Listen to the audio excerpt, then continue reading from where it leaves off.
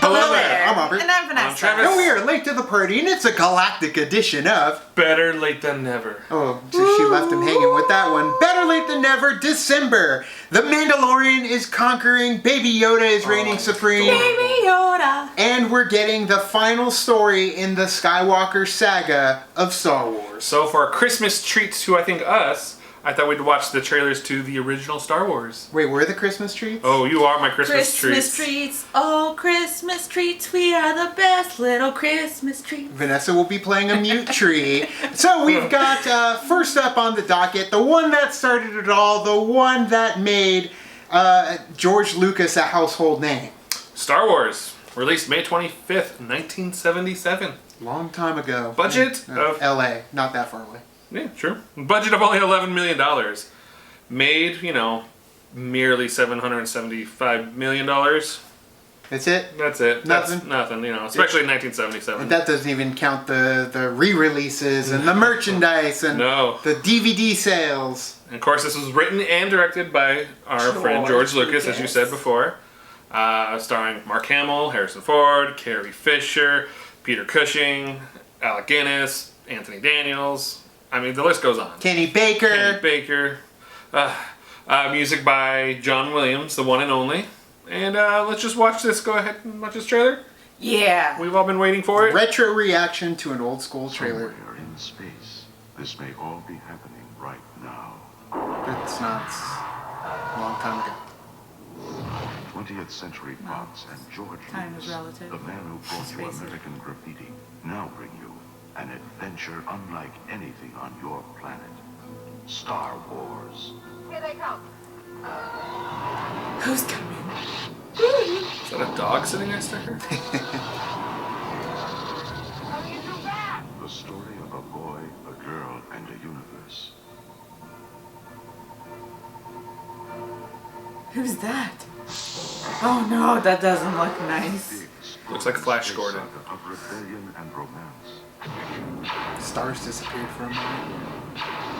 It's a spectacle, light years ahead of its Blaster time. bolts. I get it, light years. And this is my counterpart. Hello. So raw too. I love it. White lightsabers. Yeah. Yeah. The blanks too. You could hear the blanks firing. Ooh. She's so grateful, they say.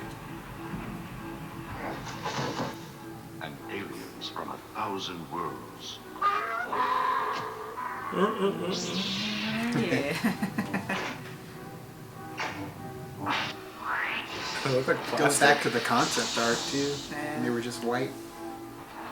Yeah.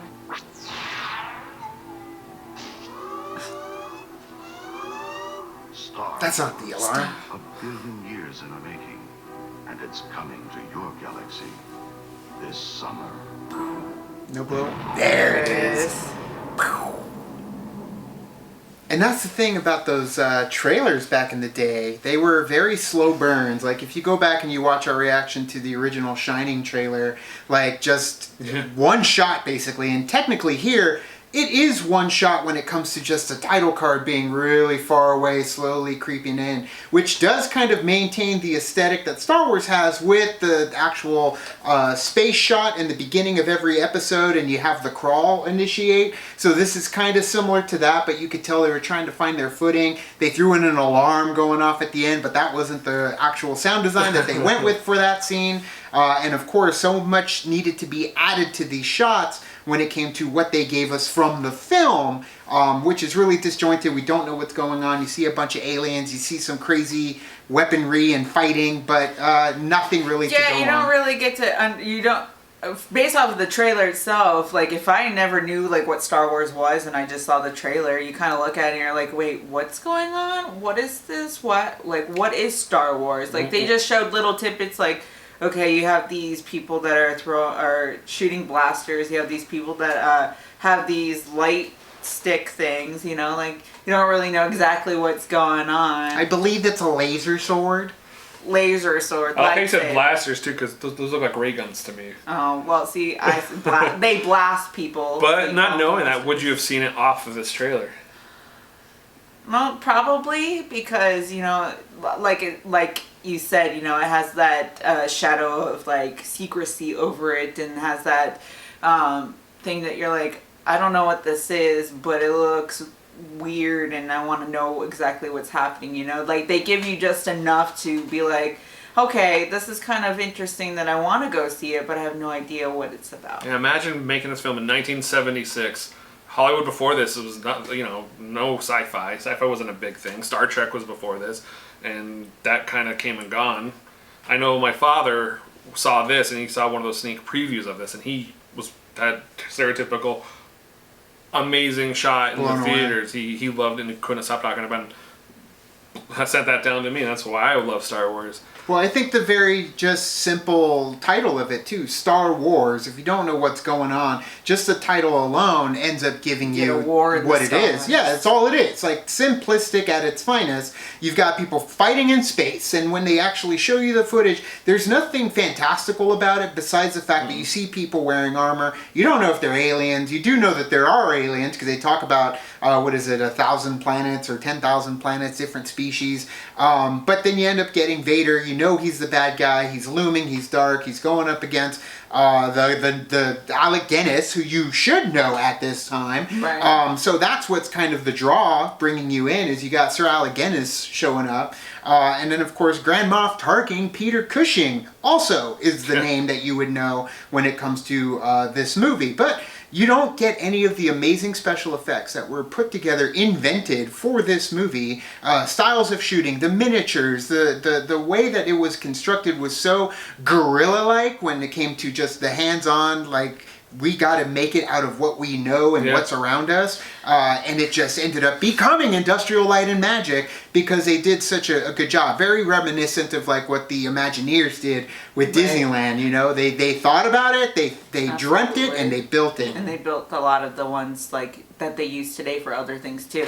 And it also kind of reminds me of like the way that they shot, like the way that they had to do certain things like special effects for this movie, practical effects. It reminds me of that scene in Apollo 13. We gotta find a way to make this fit into the hole for this.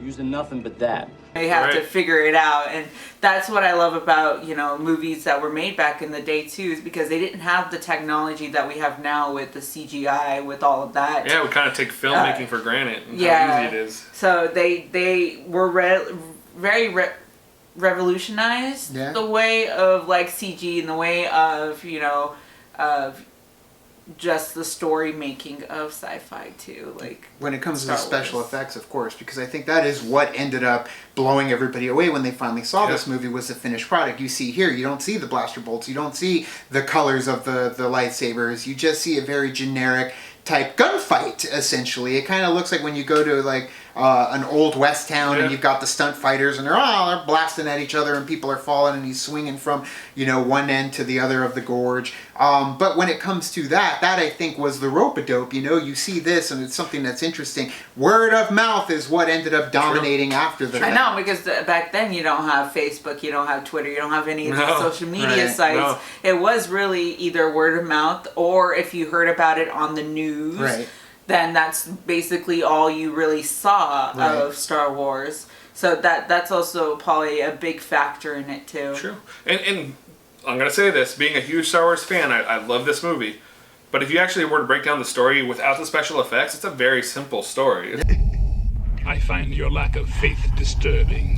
They spent a lot of time in a prison. Yeah, on exactly. On the Death Star, essentially, which is something you don't really get when it comes to Star Wars and the rest of the series. No. Yeah, it was a space station. And as you're saying, that's that special effects that made this movie go big, as well as this music from John Williams. Right. It is fantastic. And if you read back on how John Williams was approached for this, George Lucas was recommended John Williams by his buddy Steven Spielberg. Said, let this guy do it. He knows what he's talking about. And it's everybody won. Everybody won, just as a consumer or the content creator. We all won with John Williams when it just came to getting him to film cinema. But when it came to Star Wars, amazing, especially A New Hope. I love everything about Star Wars and John Williams.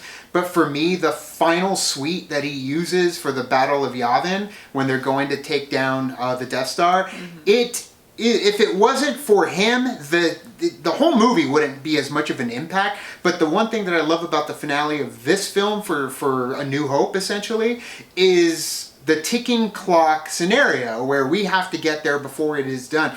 And everything about John Williams' music is constructed as a ticking clock, and the build and the explosion and the relief, like everything about it, it hangs on emotion of everything going on with every character, whether it's Leia and 3PO watching, seeing everything go down from the battle state or from their own base. When it comes to Vader going out and getting his hands dirty, and you got that one TIE fighter guy who walks all crazy sternly, with the swagger going to take down the rebels. And then you get It came from behind. you get Biggs, you get Wedge, and you get Luke. And I love that it all started here with Wedge and Biggs, and the fact that we didn't get as much Biggs as we should have gotten or would have gotten if they included the backstory of Biggs. Ended up adding more when it came to the special editions. Ended up adding even more when it came to deleted scenes. Right. But Biggs Darklighter, man, I think he's a great part of A New Hope, and I loved his connection with Luke. And then you've got Wedge there, and that whole final battle going down in the trench run. Amazing. That's what sets it apart with the score of John Williams. So when you're talking about like the trench run and everything, I just realized like this trailer did not show anything whatsoever of anything outside of them just being on the Death Star. You know, that's all you really get, and it's interesting that they just showed that part, and you're like, there's a whole lot of Star Wars left on. Of the movie, especially that ending. Well, we look at this simple 2-minute trailer, and back then, I can't imagine the world that we are living in without Star Wars today. Right. I mean, think of what this has spawned, just not beyond just the movies, the books, the music, the stories, the TV shows, the rides, the attractions, the ILM itself. It's all because of this movie. Yeah. It's all It was here. inspiring. It was inspiring on every level. I mean, as kids, it added that level of creativity and imagination that they were probably lacking. It opened up a whole new world for them when it came to cinema, special effects, ways to shoot the film. When it came to giving us a look at the world, and not just the world, but the universe. Yeah. But it's the universe of our world. That's what I do love about A New Hope, is they did kind of give you some of the strongest visual imageries that is the most powerful when it came to Star Wars. So you got like the twin suns on Tatooine with Luke. You've got the looming Death Star presence going and destroying Alderaan, with the destruction that is the Empire.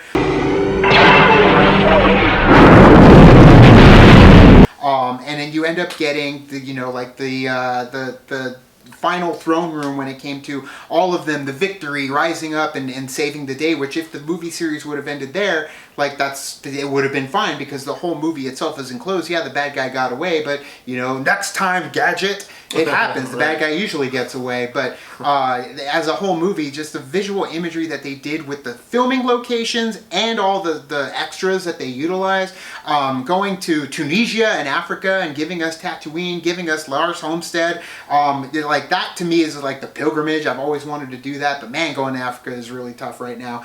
Dangerous when it comes to going up to the filming locations. But you could even hit up some other portions of Tatooine and Death Valley, and then of course in Arizona as well. Ended up using Tatooine later when it came to Return of the Jedi. But it was just showing us this world and how you can go pretty much anywhere. Like Lucas did pretty much everything in a movie that you would have figured was just kind of a small indie film, and he ended up putting all this love, all this passion, all this work, and all this effort to put it together. It's like Disneyland. It's Disneyland in a movie, the way it was dreamt and built and orchestrated and funded by others to create it. Back then it was probably just like, this small project that he wanted to do, a small indie film, and it grew up to be something way bigger than probably he could have imagined at the time. So it's interesting how it picked up very well, and it had good reception among people, because it could have gone the other way. It could have been just the one and done, and we would just kind of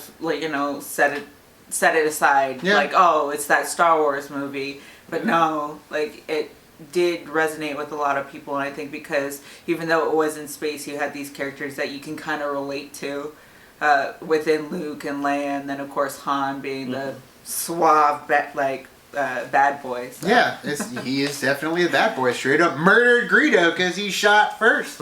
I bet you have.